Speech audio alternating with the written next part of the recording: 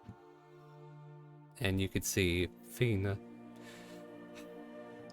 She's upset. Definitely wants to tear up. But at the same time, she's no longer suffering. That's all that matters. At least she understood that if she didn't do this, it would have been worse. But Is that a soccer ball? Sheila. Looks at what? Hey, I'm gonna kind of wrap an arm around Fina to help lead her out, and I'm just gonna grab the back of Sheila's coat and just drag her out. Like, you're being. Where are we going? Sheila, shut up! You're being disrespectful. Come on. I'm sorry. And he's gonna lead them both out. Like, Oh my God, Jack's being respectful. When did this happen? Fair enough. So they get let out. But what about the rest of you as you kind of like look into the scene? Christopher, Yes, Vol. as a final farewell, can you help purify the room a bit? Her last remnants is her shell. So you could help me remove the red, cursed plants that grew on her. Or maybe purify the sheets. Any Hey, trace boss. of this red we need to get rid of. You know, boss, I think we got a quick fix for this. Can I borrow that wand again? I mean, I'll help.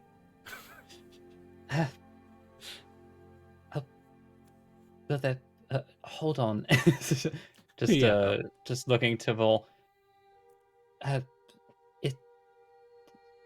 Just I don't fully understand all the workings of this particular plant, but I just want you to know, Christopher, if it helps you understand.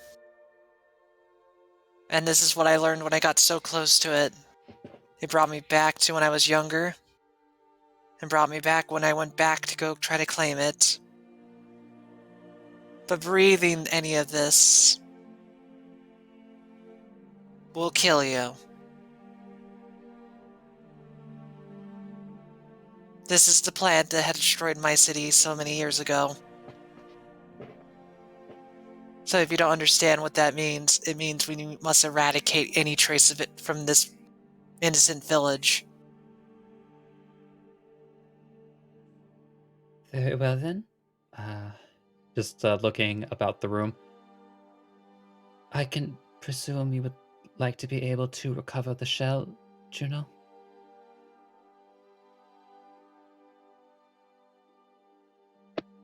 Yes, we must bury it with her.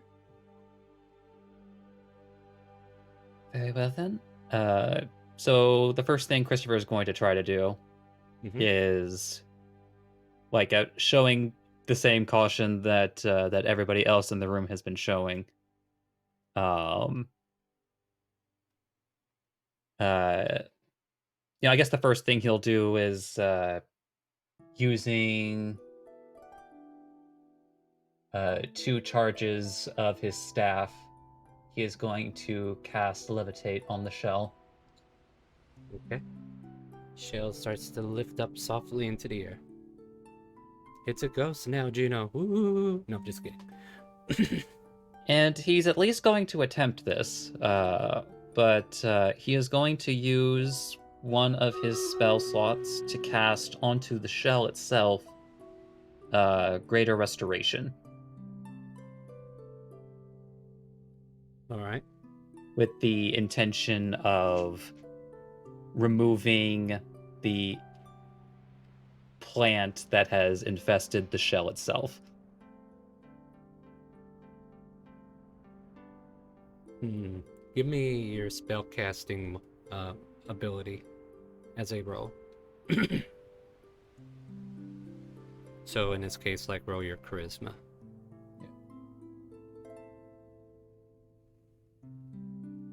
All right.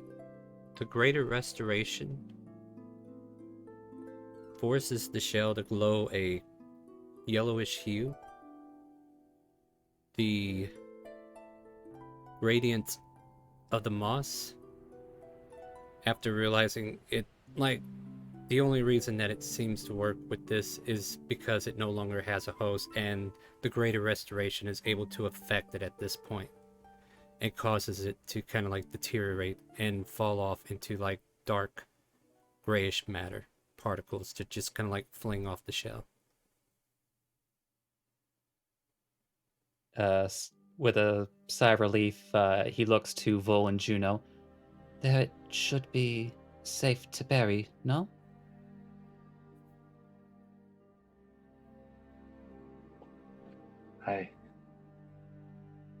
I think she would be fine. And With that, like go using ahead. the same caution, just kind of like pulling a little bit on the shell and kind of like letting the levitate spell, just kind of like gently bring it out of the room, making sure it doesn't make contact with the walls. All right, fair enough. Meanwhile, on the outskirts, as Jack has pulled Fina out, right? The guard that was kind of like at the front of the city, kind of like making his patrol inward, kind of like checks in. It's like, Fina, are you okay? And she kind of like balls a bit towards him.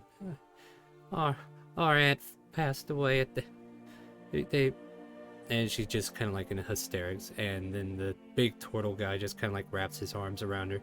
It'll be all right. Yeah, I'm just kind of like putting that out there before, so kind of like develop the scene outside too, just as things are progressing inside. So yeah, Jack, you see this big old turtle guy come around and hug her and try to comfort her.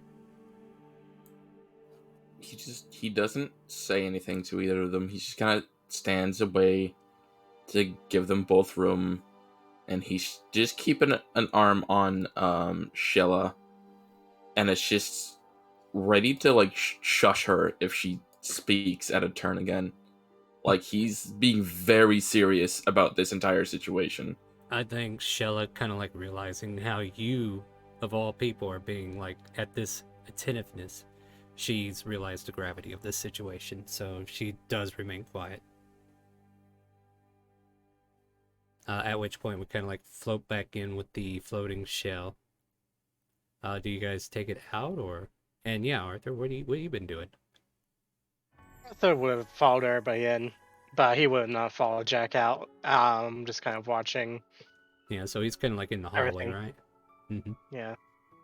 All right. Kind of just watching, trying to make sure everybody's okay. I think Juno would have kind of like motioned for Christopher to put the shell on like the coffee table. Before that decision is made, and looking to Vol, tell it to me straight. Can the building even be salvaged in this situation?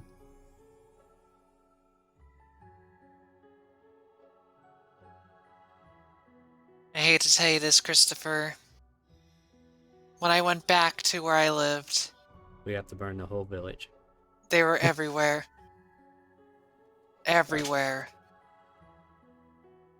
Inviting, consuming all that was there. If we leave this building standing, it doesn't mean it never left.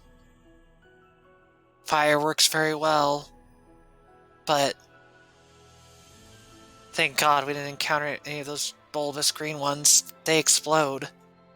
But if we destroy this place before it even comes back, there's no chance of that occurring.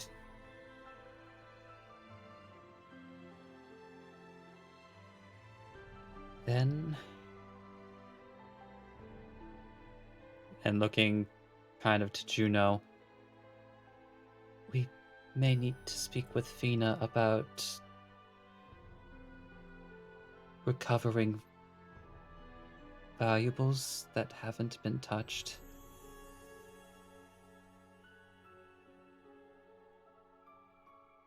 I would also check on her as well. I don't see any of the things that would scare me, such as, her coughing or having a red rash anywhere. But better safe than sorry.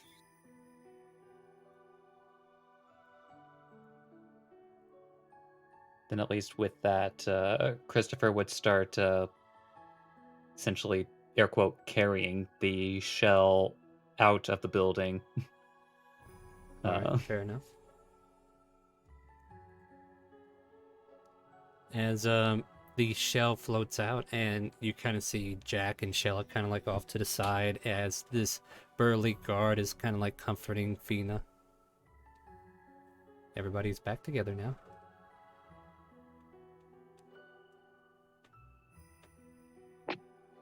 Fina, we may have to cleanse the house. What? What? The house? But the house is fine. There may be parts of the crimson in there that may come back. What do you plan on doing?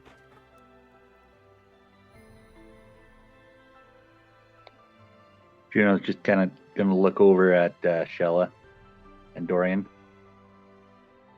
Shella blinks absently. Dorian gets excited. Ooh, does this mean what I think it means, boss? Dorian, show a little tact. Oh, sorry for your loss. Can I blow up your house?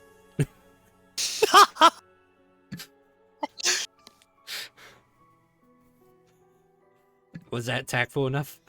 Wait, what? Ironically, that's an improvement over before. Anyway. Fair enough, right? But yeah. Wait, odd. What are they? I mean, Juno, what are you? What are we doing here? The disease cannot survive fire. But we grew up here. But we don't want to see others go the same way.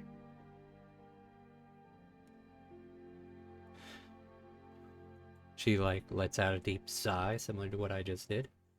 But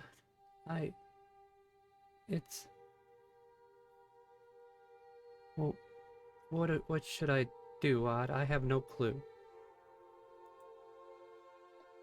We may have to find you a new place to live, but we can still get memories out of the house if you want. Yes.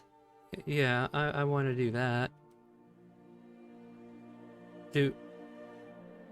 Alright. Well, should I just grab things out that are important, or what should we do?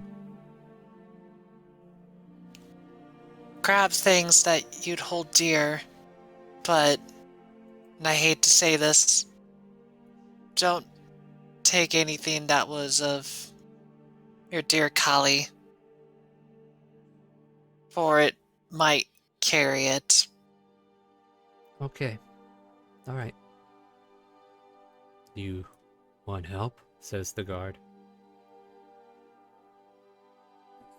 I think I'll be fine. You're on duty. I don't want to trouble you. It pays to serve and protect. And if to serve protects you, then I will help.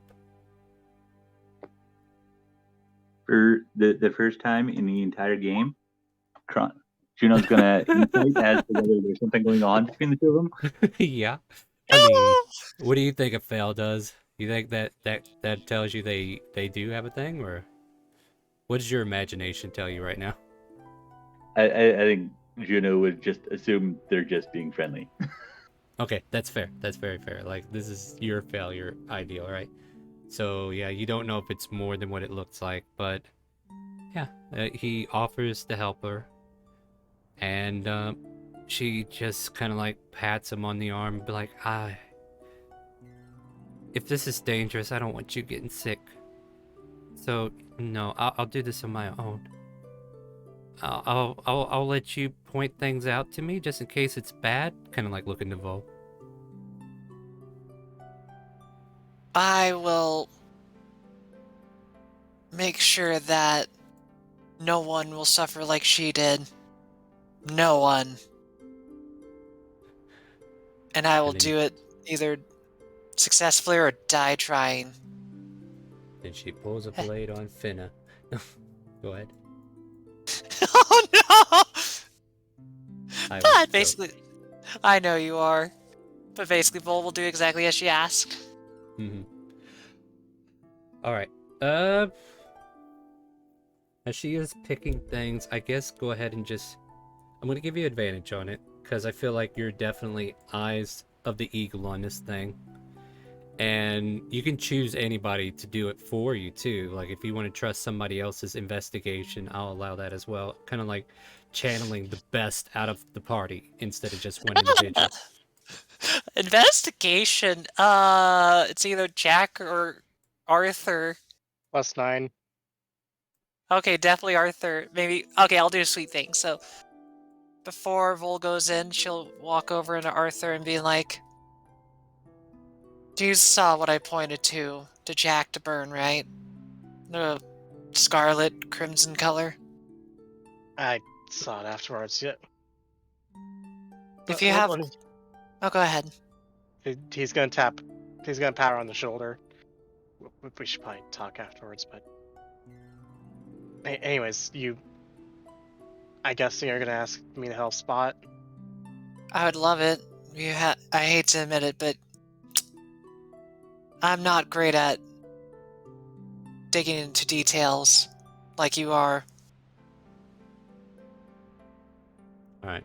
So, I mean, you can continue with your monologue there as well, but I want to go ahead and get the investigation check out of the way. Yeah. And he's gonna put on the eyes of the eagle. Oh, Absolutely. no problem. I'm asking for help. I finally break down and ask for help. What was it? 2 months ago. Right. All right, let's see it. Yeah. 25. Nice. With her picking out most of the things that she wants to salvage, whether it be old knickknacks, dishes, cloths that were used for like tabards and such, she gathers up a good portion of her belongings and some memorabilia that were left in the living space. Most of the stuff in the house has not seen any of the scarlet poison. It seems to be only concentrated to that one room. Whatever transpired, she managed to keep it contained in one location and not spread it, except whenever it came to like delivering her bedpan to the flowers. think I'm not seeing anything. I will say this takes quite a bit of time, and as you guys are investigating the house, I suppose like maybe Juno and Fina are trying. Well, Fina's busy, right? Like she's doing the cleanup, right? But Juno, do you have like an idea where you want to bury your aunt? Like, do you have an imaginative place that would be? The family's got a plot somewhere. Yeah, they would, because you might have visit your mother and father's grave, right? So probably putting up a spot next to that, right? So, yeah, you guys kind of like maybe start preparing that for tilling to build her a gravesite to bury her remains. And by the time you guys finish digging, whether you do it magically or naturally, because maybe it means a lot to you to do it naturally, which I think would have more meaning. Like, I don't feel like you want to use magic to do that, but if you do, that's up to you. This is just me talking. You can like spend the time, and I think by the time you finish digging the grave, so to speak, the preparations are made to burn the house or whatever you want to do to it, as she removes most of the property that she wishes to keep. So there are like several crates. She's even got a wagon that she pulled out and loaded the wagon with all these goods. Has a horse ready to start pulling it. And both sites are prepared for whatever final rites you wish to commit. All right, boss. Do I get to do it now? Incidentally, like, how big is the plot if we're including both the house and the garden? Like the garden was a small, like it's a small front yard. Like they have space, but at the same time they're sharing the space with a lot of other people. There's enough for about, I would say, 10 feet around the house of yard. Like it wasn't very big of a yard, so that's why like it was contained in so much location. However, the interior, even though we never talked about it, like you had what, like 4 siblings, was it? Trying to remember how many siblings you had there, Juno. How many was it? I think it was like 5 or 6. I can't 5 or remember 6. offhand. So like there have been additions to this building to accommodate the siblings until they grown up and left. So there's probably like rooms that were never used. So it kind of like expanded the lot a little bit. And yeah, the building itself, probably one of the larger buildings in the city, but definitely like it's not superly made. Like it's not made out of the most elegant of woods. It was just kind of like put together with whatever resource they could find. So definitely like 10 feet away from the house is yard, and then building, I mean, I want to say like manor size, but like a decrepit looking manor. Not like a super huge thing, but it's definitely not well built, if that makes sense. Does that make sense? Am I painting the picture right here? I was mostly just trying to figure out like a scope of size, like we know basically whether it would be easy enough to, once things are going to just like concentrate on the plot of land of the house rather than accidentally like getting out to somebody else's yard by accident. Exactly. Yeah. I mean, yeah, I think you guys will be able to contain it. Like you've always had resources to stop fires from spreading beyond a point. Well, I specifically had 2 things, but mostly just making sure that like basically, look, if there's going to be a fireball-sized circle of flames, like like going onto this plot, it's more just making sure that we're. Oh, absolutely. I think if you center the fireball in the middle of the house, like you could probably, like it might take a couple of casts. To be fair. Yeah, like, I'm not worried about that part. Yeah. Because boss, I want to really get it out. You know what I mean, boss? I want to really blow this place. And yeah, you could. Yeah, you could also add oil to the like put accelerants in there if you wish. Well, for what it's worth, Dorian, we actually do need a thorough job for this one, so... Oh, I'm looking forward to it, boss. As he just, like, slowly extends the wand to Dorian. Oh, boss. I missed you. How are you, wand? Oh, yes, we're gonna do great together. It's been a while. Have you got all your charges back, honey? Just kind of like he's met up with his mistress. Oh, it's been a while. Shella kind of like looks up and says, do you need me to help too? You know what? Just to be thorough. I might be able to provide more than just a fireball. I mean, I have steps to burn as well. But I suppose those would work as well. Just keep it focused where... Just wherever the fireball goes, point there. I'll use my steps as well if you need me to.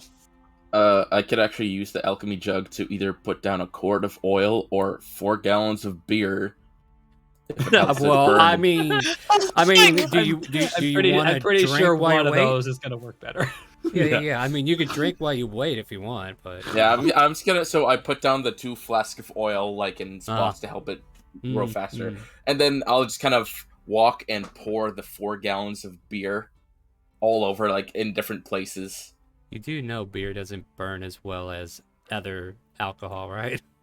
Okay, then just saying. Then oil. Then I'll do a quart of oil and just the a oil hard will work to burn definitely. spot. Yeah. Oil will definitely be what you should probably aim for here in this case. Yeah. All right, and okay, well, here's what we have to do though. We're not going to be focusing on the paths that we've taken. We're going to focus on the wind. And we're going to concentrate the wind to stay around the house so that what burns is encircled with enough wind to build a fire up. You walk the path of fire too, though, right? I do. Then you might be able to add to that win, where I will not be able to walk that path. I'll give it a shot, if you don't mind. Fair enough. And I will allow you and Shell to burn all of your steps, so that not only you get today out of the way, you can work towards getting to where you're going.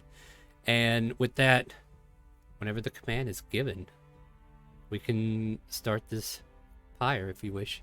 And to be honest, there's been the commotion has spread across the village, right? Like, you can see other concerned patrons of the city or village coming out, kind of like watching, sending their condolences. There's actually been like a bunch of candles placed on the outskirts of the property, like near the road, to kind of like, God damn it, fuck you, Chris. Why? Candles to represent like their sorry for your loss kind of thing, right? So they're kind of like putting their own memorial out there for you, adding possibly more fire, I guess, maybe, huh?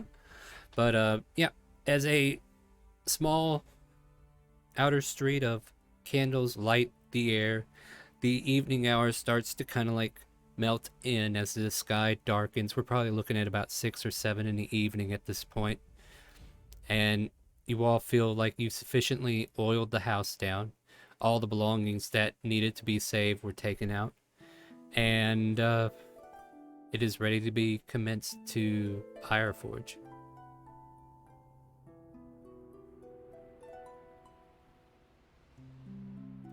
What would you all like to do? Very well, Dorian. Oh, You boss, may I thought this is gonna be great. Fire. Realizing the pun before he even says it. Yeah, right as you say fire, he's already cast. He's like, yes! As he lights up the house, and with that, like in a triumphant gaze catching the fireball coming out of the corner of her eye, you see Shella cast fireball as well. And the interior of the house, with like the doors open, the interior of the house just starts exploding. I'm gonna roll 2d100s and just see how volatile we get at initial launch. Oh, okay. An 88 is definitely enough to get this blade of Dorian manages to blow this fucking house up real quick. It's starting to burn instantly. Your fuel that you put on there just kind of like lights up this giant pyre. The city is kind of like lit from within in the central area where this is happening. And you can see a lot of people just kind of like holding on to each other as they watch the fire starting to kindle. And with that, you see Shella kind of like start walking the path, as it were, as she directs the energy of the way of the wind to encircle the flames and just kind of like feed them, like give them the oxygen that they need.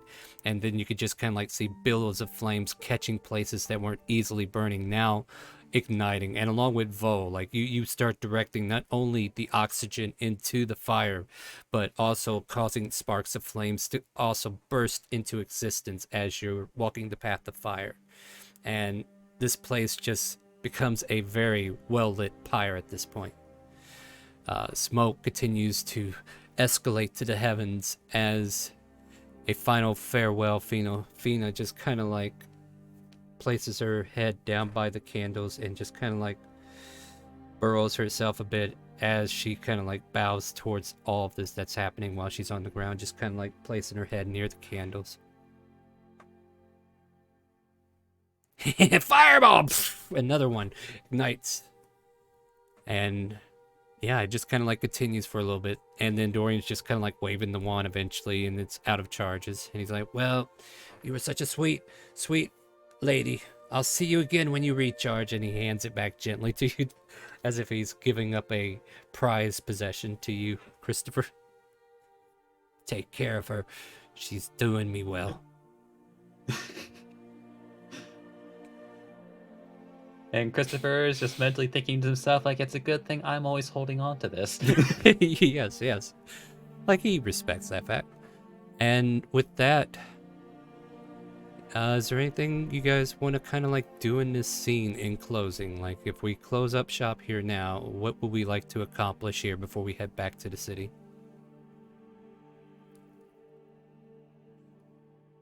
I hate to say at the start, but I don't think we caused chaos. Did we cause good chaos enough to fix Shella? Hmm, Making people come out to the house to watch a fire. I can't tell you that. Aww. That's up to you guys to decide if you think you did or not. You can always check in, and then you'll get the yes or no. Jack is actually gonna move kind of not up to the borders of the winds, but like take a few steps forward, take off his hat. He's actually going to kneel down, lower his head, close his eyes, and pray to Kazia. And this is like the first time anyone will have seen him do this, if they look at him. I think something happened to Jack. I think he's sick. Oh no! Shella thinks you have scarlet poisoning. Shella. He's sick, Vo. No. But he's paying lurched his over. He's paying his respects. Although I didn't realize he was a religious man. Well, you can see why I was concerned, right? I wouldn't say concerned. But I would say surprised.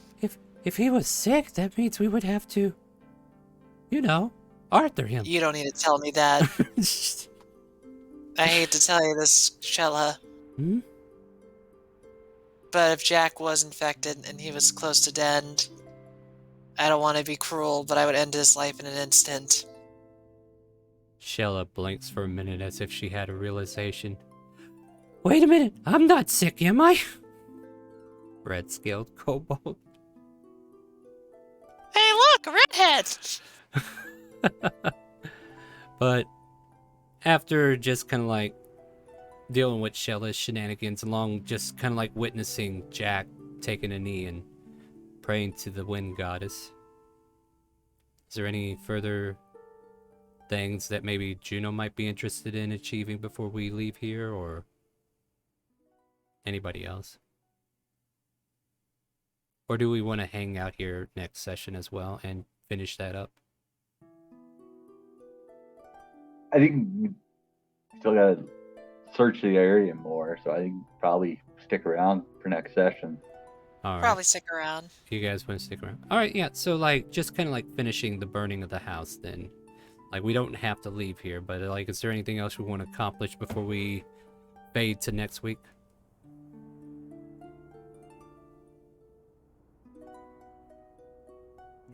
I'm gonna take a nap, boss. I feel very satisfied. But yeah, it's like, you know, like once he fired off all those loads, he's gotta take a nap to recharge. Ah, yeah. Hi. I hope his Was thoughts that a are clearer now, though. Yeah. Is that a cigarette? It's like, where did you even get that? Oh, boss, you know, I feel so much better. Oh, God. Been a while since I got that load out. It's almost like we just left Farson so long ago. At any rate, as the fire kind of like continues to kindle throughout the night, like you can't just burn this place down instantly. Like it's gonna keep burning for a while.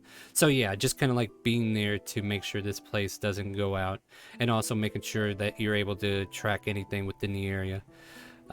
We kind of fade out a little bit, and then up in the heavens, we kind of see Maple Bacon kind of like take a limb, and then he's walking with Gregor as they kind of like fade into the afterlife.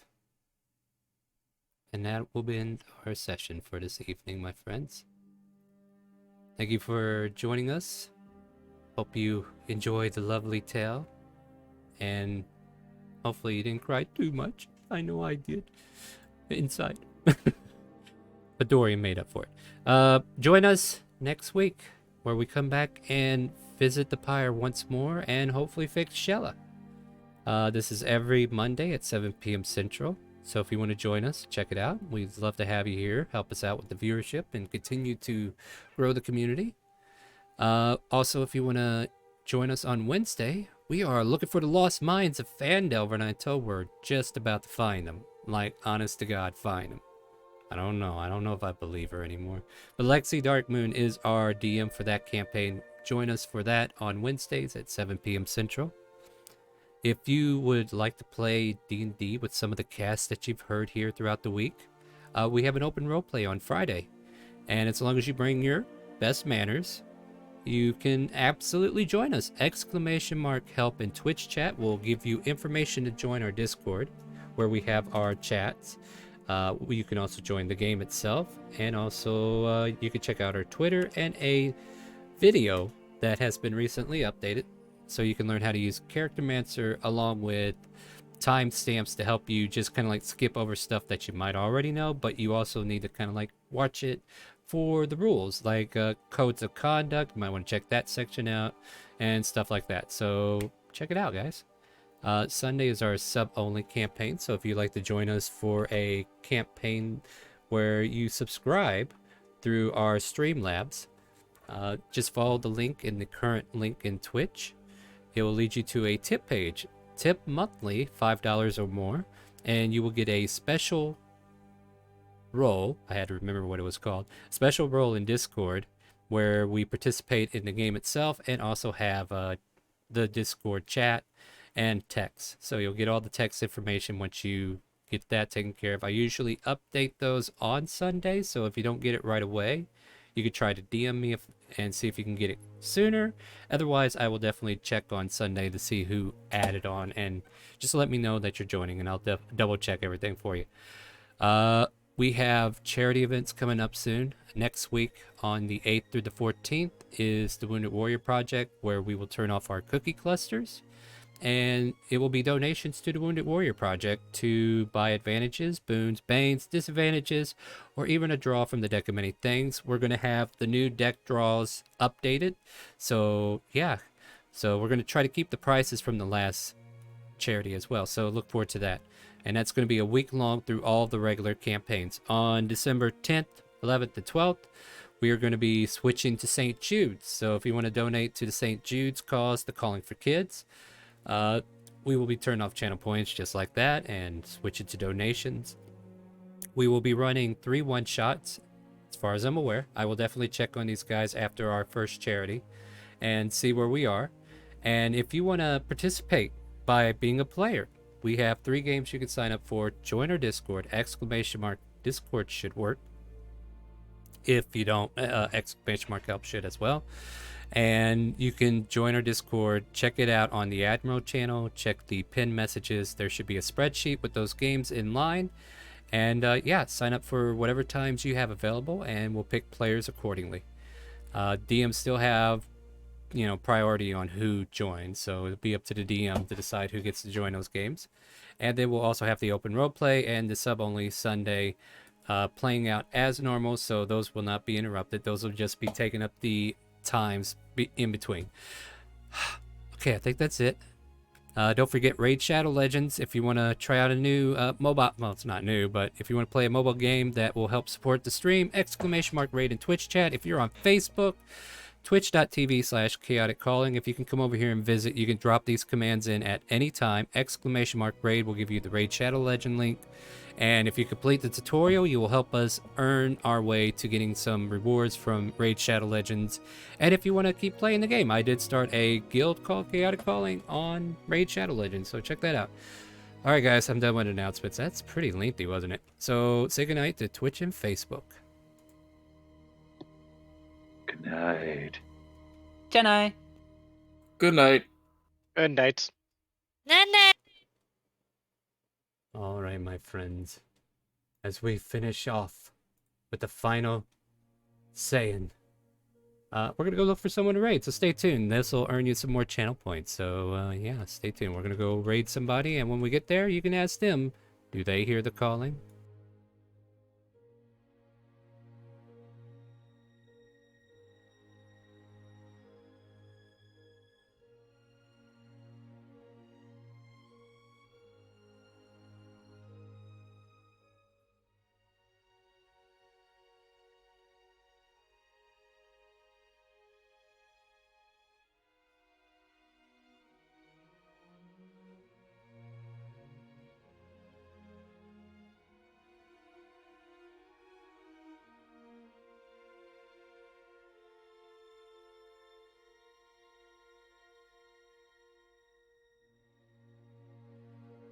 damage system and everything like that. Oh, jeez. And Howdy. like actual levels you can wear different levels of Thank you, armor and Chaotic things like Calling, that. for the raid. Having something enumerated at the bare minimum of 1, 2, 3, 4, 5 is just useful on its own when you get to like, okay, time to roll for